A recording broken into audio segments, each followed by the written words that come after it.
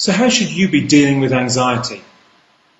Well, very simply, what you should be doing is addressing the subconscious anxious mechanism that causes your anxiety in order to completely eliminate the reaction in your subconscious mind so that you can become completely anxiety-free. Now, how do you do this? Well, first of all, let me explain how the anxiety is built in your subconscious mind, and that will give you an insight then into understanding how we can get rid of that behaviour.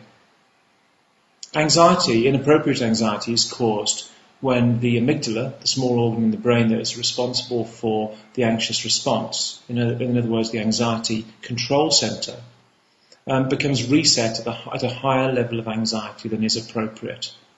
And when you're born, you have a preset level of anxiety, but when anxiety disorders develop, that anxiety level is increased and becomes your new preset. Now, how does this happen? Well, this happens very simply by some catalyst, an anxious catalyst, maybe stress or a bereavement or whatever, causing your anxiety level to move higher. And once that happens, your subconscious mind then makes the decision as to whether that new high level of anxiety is appropriate or not. But as soon as that level becomes high, you start to experience symptoms and sensations and thoughts associated with high anxiety, and that causes fear. That fear is fed back to the amygdala.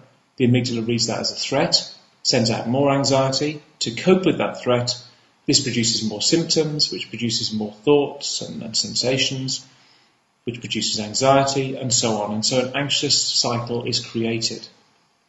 The key to overcoming this anxiety is to cure yourself, to remove the subconscious anxious behaviours that cause this anxiety. This is the natural approach. This is the only solution to anxiety disorders. But how do we do that? Well, what we have to do is convince the amygdala, the anxiety control centre, that you are entirely safe, that there is nothing in your environment that poses any kind of threat or risk to you. So when it sends out those what-if questions that are so searching and can be so invasive, things like, what if I pass out? What if I die? What if I pick up this knife? What if I harm this person? What if I do this to this person? All of these thoughts are completely appropriate in the anxiety response because they're designed to do a risk assessment of your environment. They feel wrong, they seem so wrong, and they can be so distressing, but they're entirely appropriate if you have a high anxiety. But what we do is we provide those thoughts with food. We create an environment for change, an environment for recovery, and we can show you how to do this in a very structured way.